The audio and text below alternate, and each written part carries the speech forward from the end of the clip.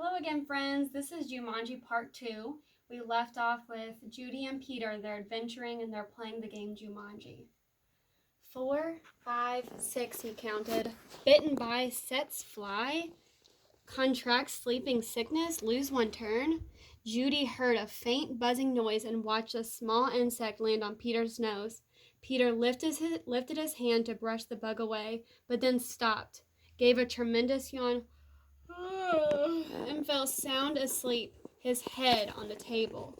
Peter, wake up, cried Judy, but it was no use. She grabbed the dice and moved to a blank. She rolled again and waited in amazement. Rhinoceros stampede, go back 2 spaces. As far as he had fallen asleep, Peter awoke. Together they listened to a rumble in the hallway. It grew louder and louder. Suddenly, a herd of rhinos charged through the living room and into the dining room, crushing all the furniture in their path. Peter and Judy covered their ears as sounds of splintering wood and breaking china filled the house. Oh no, Mom's not going to be too happy. Peter gave the dice a quick tumble. Python sneaks into camp, go back 1 space. Judy shrieked, "Ah!" and jumped up on her chair. "Over the fireplace," said Peter. Judy sat down again, nervously eyeing the 8-foot snake that was wrapping itself around the mantel clock.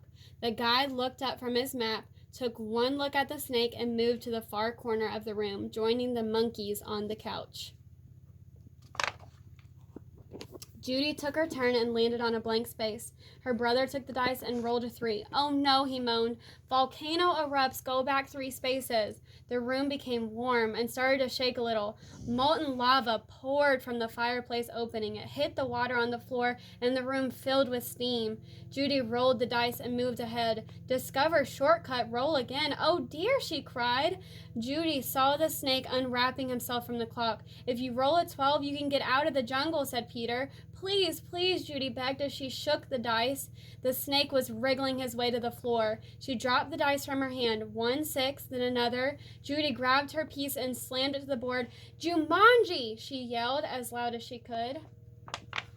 The steam in the room became thicker and thicker. Judy could not even see Peter across the table. Then, as if all the doors and windows had been open, a cool breeze cleared the steam from the room.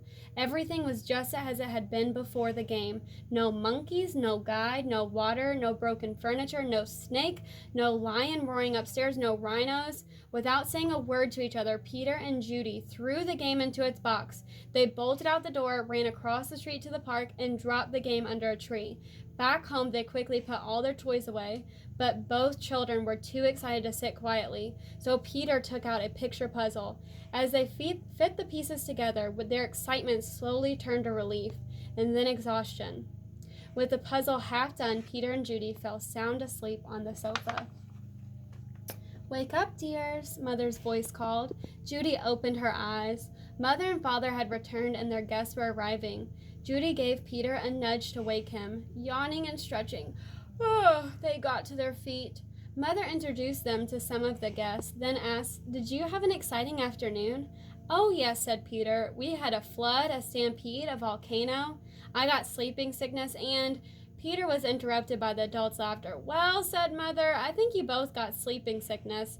Why don't you go upstairs and put your pajamas on? Then you can finish your puzzle and have some dinner." When Peter and Judy came back downstairs, they found that Father had moved the puzzle into the den. While the children were working on it, one of the guests, Miss Bundwig, brought them a tray of food. "Such a hard puzzle," she said to the children. "Daniel and Walter are always starting puzzles and never finishing them." Daniel and Walter were Mrs. Budwig's sons. They never read instructions either. "Oh, well," said Mrs. Budwig, turning to rejoin the guests, "I guess they'll learn." Both children answered, "I hope so," but they weren't looking at Miss Budwig. They were looking out the window. 2 boys were running through the park. It was Danny and Walter Budwig, and Danny had a long, thin box under his arm. The end. Guys, I hope you all enjoyed part 2 of Jumanji. Love and miss you all.